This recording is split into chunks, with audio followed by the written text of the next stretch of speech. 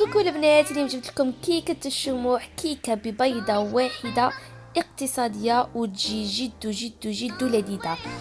كيكة تحضروها في أقل وقت ممكن. يلا تابعوني لا فيديو للآخر وما تنسونيش بيه.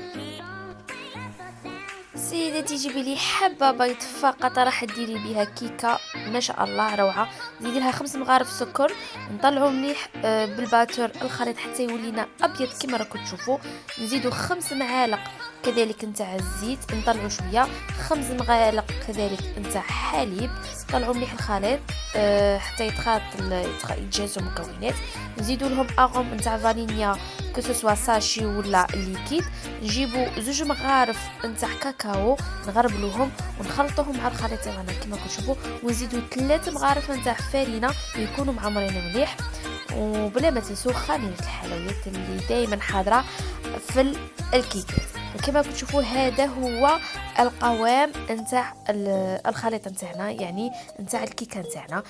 سيداتي البلا تاعك تكوني ديجا مسحته بالزبده، يعني كامل البلا تاعك، وزيدي لي ترشيه بشويه فرينه وتدخليه للكونجيلاتور. ابري تجيبيه تخرجيه كما كتشوفي. درت بابي كويسون من تحت، حطي الخليط تاعك وضربيه هكا على البلون دو طرافاي هكذا باش يكون مستوي. دخليه يطيب، لما طيب الكيكه تاعك خرجيها. بعد ما تقبلنا الكيكه تاعنا بالسكين نشربوها بكاس حليب مع شويه قهوه، كسوسو دائمه ولا قهوه سريعه ذوبان ولا قهوه نتاع تكون حضرتها في البيت. هنايا سمحوا لي البنات ما درت لكمش فيديو نتاع الكريمه، كنت حاسبه روحي راني ندير لا فيديو ومن بعد كينا لقيت روحي بلي مانيش دايرتها. الكريمه فيها كاس من الحليب، ملعقتين مايزينا، ملعقتين سكر، عطر الفانيليا، نديروهم فوق الكاس كي يتقالوا وتولي لك كريمه ثقيله. نديروا لها ملعقه صغيره نتاع زبده، فرغوها ديريكتومون فوق الكيكه نتاعنا وندخلوها للكونجيلاتور ولا الفريجيدير. نخلوها مده نص ساعه، ساعه ونص كما تحبوا، حتى يعني تجمد مليح وتشد روحها مليح هكذا. نخرجوا الكيكه تاعنا ونديروا كيما درت انا هكذا بالسكين في الحواف هكذا باش نفصلوا الكريمه على البلان تاعنا. نخرجوا الكريمه تاعنا نقلعوها كما كتشوفوا هنايا. جبت الكاكاو، جيبوا صفايه وجور ديروا هذوك البوشون نتاع الماء ولا اي قرعه تكون عندكم، ونديروا هذاك تاع المولد النبوي شريف ولا اي حاجه تبغوا ديروها. انا اخترت هذا الزواق يعني وانتم تختاروا واش ما تحبوا، حاجه اللي تعجبكم ديروها.